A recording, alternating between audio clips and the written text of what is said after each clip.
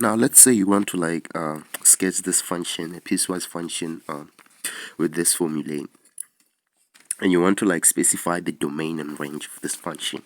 So now identifying the domain and range of the function can be, you can basically determine the domain on this one, and you can basically determine the range separately of this, and then you can map those and correspond. But the simplest way to do that is just to sketch the function, so you can be able to identify the domain and range. So now let's look at this function. For example, it's a piecewise function, and we have three different formulae there. So I'm just gonna have -3, -2, -1, 0, 1, 2, and 3, and it proceeds like that.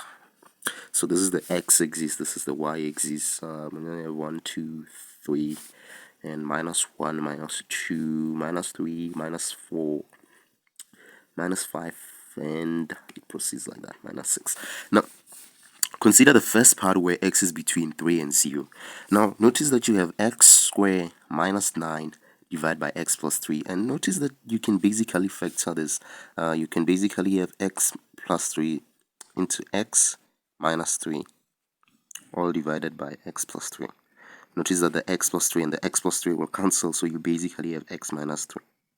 So this is defined by x minus 3 for x between -3 and 0. So if we notice that -3 is not included, it's not included. So if you substitute -3 here, you're gonna have -3 -3, which is just -6, and it's not included, so you're just gonna basically have an open endpoint. And if you substitute -2, you're gonna basically have -5, so you're just gonna pass through this point. And if you substitute -4 here, if you substitute -1 here, you're going to have -4. So it's basically going to be a straight line. And 0 is included, and if you substitute 0, you're going to have -3. So you're basically going to have something like this. So the graph is just going to be a straight line passing through here, and then have an open endpoint at this one. And now, so you're done with this part. That's how you can sketch this part between -3 and 0. Because on the line, in this line, x equals 0. Now between 0 and 3, where x is between 0 and 3, the graph is defined by x. And now if you substitute 0 here, you're basically gonna have 0. And now notice that 0 is not included, so you're gonna have an open endpoint here. So now that means you're gonna have a linear function defined by x, for x between 0 and 3. And if you substitute 3 here, you're just gonna have 3. So that's basically gonna be a straight line function with 3 included here. So you're just gonna have something like this. It's a straight line that moves like this. So now at 2, it's 2 like this. So now notice that for x greater than 3, this graph is defined by just a horizontal line 3. So that function is just gonna be like this. Now you have to show an arrow because it's not specific, because it's for all x greater than 3. This function will just basically be defined as equals to 3. So specify the domain and range of this function. So the domain, let's start with the domain. So the domain, you're just basically looking at the x values. Now notice that 3 is not included, -3 is not included, so you're gonna have -3 with a small bracket because it's not included. Now notice that 0 is included. 0 is included, so because of this one here, 0 is included. And then all real numbers greater than -3 are included, so you're just gonna have the domain being something like this. And the range, what about the range? So notice that the minimum value is -3, but it's not included. The minimum y coordinate, it's -6, and it's not included, so you're gonna represent that with a small bracket. And now notice that it's gonna go up until -3, which -3 is included. Now notice that the graph doesn't exist between -3 and 0. So now you're just gonna have 0, which is not included, and then it's gonna increase all the way up to 3. It's included. So that's gonna be the range of this function. So that's how you can identify the domain and range of this function, and you can represent the function on a sketch like this. So now let's try to sketch another function. Let's say we have g at x equals the absolute value of x minus 1. Now notice that this is just basically a composition because you have an inside function and you have an outside function, the outside absolute values, and then you have this one. So you can basically think of it as you have f of x equals the absolute value of x minus 1. So that can be the initial graph, and you can have another graph, let's say h at x equals the absolute value of x. So g at x will just be equals to f at g, or f compo g, like this one. So basically now you're just gonna have to like graph the inside function, which is just the absolute value of x minus 1. You just graph this inside function, which is just the absolute value of x minus 1. So if you graph that, it's gonna have a minimum y coordinate of minus 1 and a minimum y coordinate of minus 1. But now the outside absolute value just reflects this negative region about the x-axis. So now what this means is that you're just gonna draw this graph, but now for this part you're gonna reflect it, the negative part you reflect it about the x-axis. So you're just gonna basically have something like this, and you show that it's gonna continue at this point because the domains were not specified, so you just show that it's gonna be continuous. So now the domain, it's all sorts of real numbers. The domain will just be x's and all real numbers, and the range, you can basically see that the range is y has a minimum value. The minimum value is 0, and it's gonna slope upwards from that. So that's how you can like determine the domain and range of g. So that's how you can sketch g.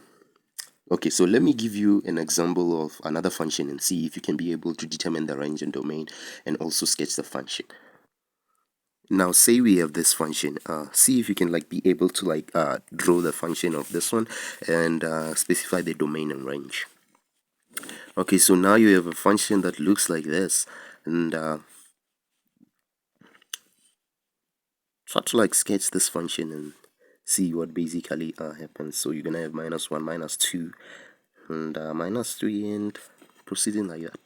So minus 2. Okay, so this is the x-axis and this is the y-axis. Now we want to graph this one. So minus x squared is just going to be a parabola sloping downwards, and we want that parabola between minus 1 and 1. And notice that minus 1 and 1 are not included, so you're just going to have an open endpoints of that. So you're going to have something like this. That's the parabola minus x squared between minus 1 and 1. So now notice that for x less than minus 1, you're gonna have the absolute value of x minus 1. So if you substitute minus 1 here, notice that it's still not included. If you substitute minus 1 here, you're gonna have the absolute value of minus 1 being 1, and 1 minus 1 is just gonna basically be 0. So that graph is just going to have a hole like this. And if you substitute minus 2, you're gonna have 2 minus 1, which is just 1. So minus 2, you're gonna have 1. So it's basically gonna look something like this.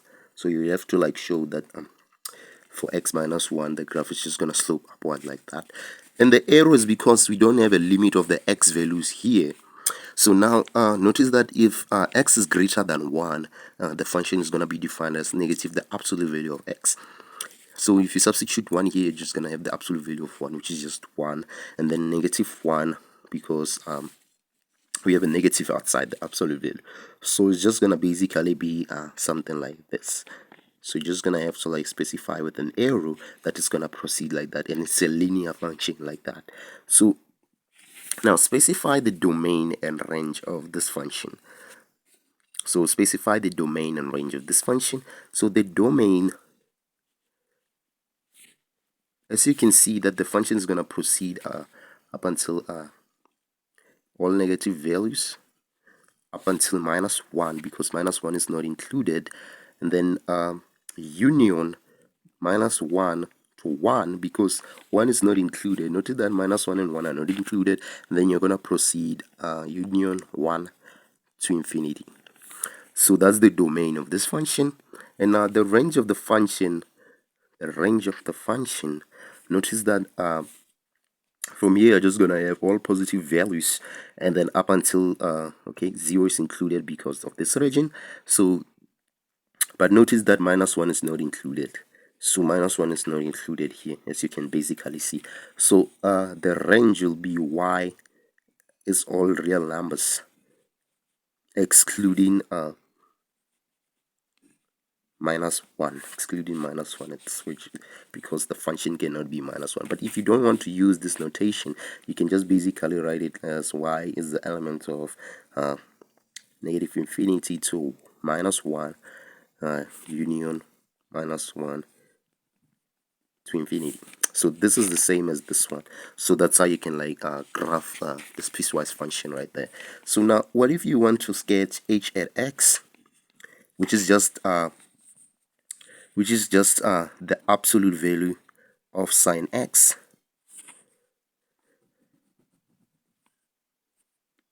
-1 outside the absolute value. So try to like see if you can graph this one instead. So now notice that sine x is a graph that looks something like this. It's a wavy function, so it's just gonna look something like this. So I'm just gonna draw it like this. So that's just sine x, y equals sine x. So now here you'll have pi, and here you'll have minus pi. So now, and here you'll have 2 pi. So now notice the here you'll have minus 2 pi. Now notice that the absolute value just reflects the negative region like this. You reflect the negative region about the x-axis. Now notice that when you do that reflection, when we do that reflection for the negative region, we also have to shift it 1 unit down. 1 unit down. So we're basically gonna shift this 1 unit down. So let me sketch the absolute value of sine x. Now notice that we don't have the specified domain, so we'll have to indicate by the arrows that that function is still continuing. So now the absolute value of sine x is just gonna basically look something like this. Now notice that this is minus pi, and we'll have 1 here. And now notice that gonna have this part where you have pi here, and then it's gonna look something like this. You indicate by the arrows that it's still continuing. So now we have to shift it 1 unit down. That means that we're gonna move the Cartesian plane 1 unit up. And when we do that, the new Cartesian plane is basically gonna be somewhere here, and then the new x-axis will be somewhere there. So we can just like graph this one. We can graph h from there. So that means that h at x is basically gonna be shifted. So we have -1, -2. So that means that h at x, when we shift that function 1 unit down, so we're gonna have something like this. Now at initially we have 0, so we're gonna have -1 here. So that function is just gonna have it's just gonna go like this, then go down, and then move up, then move up like this, then go down, and you'll have to like show that it's still continuing like that, and the same process goes to the right. So you're just gonna have something like this, goes down, then you have something like this, and you'll have to show that it's still continuing. So now here it's at pi, and at this point it's just gonna be 3 pi over 2, and here it's just gonna be minus pi. Oh, sorry. Here the x coordinate. Here I'm just referring to the x coordinate. It's just gonna be pi is to -1, and here is just gonna be minus pi is to -1. So, and here it's just gonna be minus 3 pi over 2. So now that's basically how you can like graph this one, and you can specify this is h at x. So you can like specify the domain and range. So the domain is all sorts of real numbers. All sorts of real numbers satisfy that function, and the range, you can basically see that the minimum y coordinate is -1, the minimum y coordinate is -1, and the maximum y coordinate is 0. So you're basically gonna have something like this. So that's h at x, and you specify the domain and range of that. Now how about we sketch this function instead? So now this is a polynomial, so when you have this function you have to like apply the derivatives to like determine the turning points and inflection points of that, or let alone the intercepts. So the first derivative is just going to be 3x squared minus 12x, which you can factor into 3x into x minus 12 divided by 3. That's just going to be 4. So you're basically going to have something like this when you factor the first derivative. So you're going to have the critical numbers at 0 being 0 and 4, x being 0 and 4. So now you have the turning points of that function. So now look for the intercepts of that function. So you can basically factor this function. So you can have x squared into x minus 6. So you already know that the intercepts are at 0 and 6. So you already have the intercepts of that 0 and 6. So you can like represent that on a Cartesian plane. So now you know the intercept is at 0 and at 6. So now you have the intercepts right there. So now find f at 0, because 0 is one of the turning points. So you have a turning point here, and 0 is the intercept. So that means that it's gonna turn somewhere along the x-axis, where the x and y axis are intersect, the origin. So now you have to find at 4. What is f at 4? So you're just basically gonna have 4 cubed, which is just gonna be 64, and then 4 squared, that's 16. 16 by 6. What's 16 by 6? So we have 16 multiplied by 6. 6 by 6, that's 36. And then you're gonna carry 3, and 6 by 1, that's 6. And then you add 3, you're basically gonna have 96. So you have 64 minus 96, which is the same as negative into 96 minus 64. So 6 minus 4, that's 2.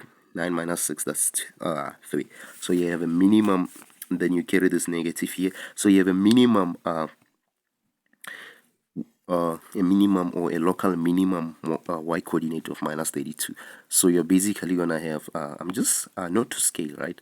I'm not going to draw that according to scale. So you have a turning point somewhere there, and you have an intercept at 6, and then and at 0. So now you connect the points together. So notice that if you substitute 7 here, you're just gonna have a positive value. So meaning that the function is just gonna slope upward like this. It's a curve. So you're basically gonna have something like this, and it's gonna turn along the origin. And if we have the turning point, because we have to connect this point and this one, and if we have the turning point, it has to change direction, and it's gonna come in this side. So that's how you can like sketch a polynomial like this one, just a rough sketch. So you have a turning point at at 4 to minus 32. So that's how you can like sketch this function. Not a piecewise function, but just a hint on how you can sketch this one. And the domain and range of this function, the domain is all sets of real numbers. Domain is x is all sets of real numbers, and the range is also all sets of real numbers. All sets of real numbers. So